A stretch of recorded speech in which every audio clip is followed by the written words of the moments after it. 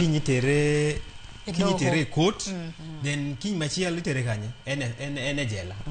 To seche moko watiyo gi agencies mopogore opogore. Koro sani kaka sani ka wayudo case mar police kotimo maundu mora mora. To police ni wachako investigation. Koro kwa sa investigate police ni, to wakawo file watero kanye e ODPP. Nikech kaka ing'eyo ni IPOA onge powers mag prosecution. Is only the ODPP magende man gi power marango mar prosecution. Koro file ni koseteri ODPP. Koro ODPP ema advice ni fine. I'll prefer charges, ni charges they are okay. Then koro otimango the files ko kitero kanye itero e court. Koro until then kwa sa submit cases gi e ODPP. Kanyo koro jo matimo nonro. Kanyo makoro teko gi berume nikech gisatimo gimora mora maluore gi kaka act wawacho. Then bang mano koro wambe koro walwa mos kaka case di e court nyaka chieng moro case room. But king'iyo dwe achiel mosakalo cases wasa loyo cases madhi cases a beach in the last 1 month. Ma nyiso ni cases kata jomotimo maundo kata police motimo maundu gi report mawuok kata judgment mawuok en judgment mar very positive nikech kaka ing'eyo ni ipo apoko owito case mora mora mano nyiso ni file wagin file mabero. But gima kero nyak wang'e ni wan okwa many police wan wa investigate maundu mane i police nikech police matiyo maber matimo tije maber onge kuma ipoa ni gode gi problem. In fact mago police ma wa support mondo mi bed recognized kendo gi bed awarded.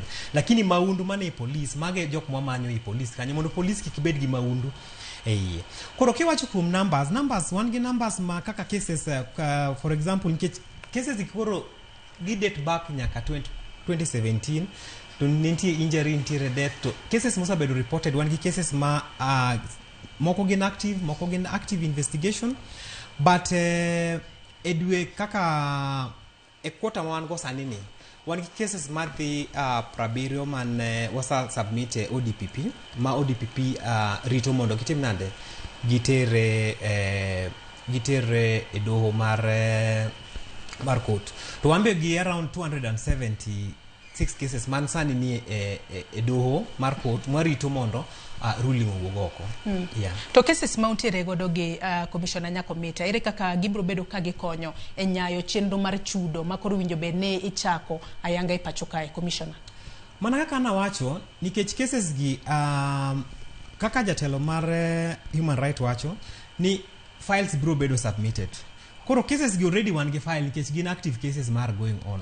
Koro bro bet mayot kabisa ne jok mano report cases gi ne ipoa nikech en mana koro picking the wakakawa koro cases go twa hand over kum jatelo mar committee mar chulo jomano inyorego kendo cases gi king'iyo kaka cases gi chalo kata ka nentiere jomok mano onini mano otho to wan gi jonyuol gi wan gi wede gi mane be nie list no koro en gima yot kabisa nikech koro kwa miyo gi list no kata kuom jonyuol gi then jonyuol bro feel ni ya case norumo police makama no bedo charge kata gi mada but still compensation nikech kaka ni wacho ni compensation no cannot actually oknyal konyo ngima mar ng'ato oknyal duoko lit ma janyuol kata lit ma relative no yudo but en gima ber konyalo ka janyuol kata relative mar ng'amano kata owito ngimane nyalo ng'eyo ni kare record ne ntiere clean to kare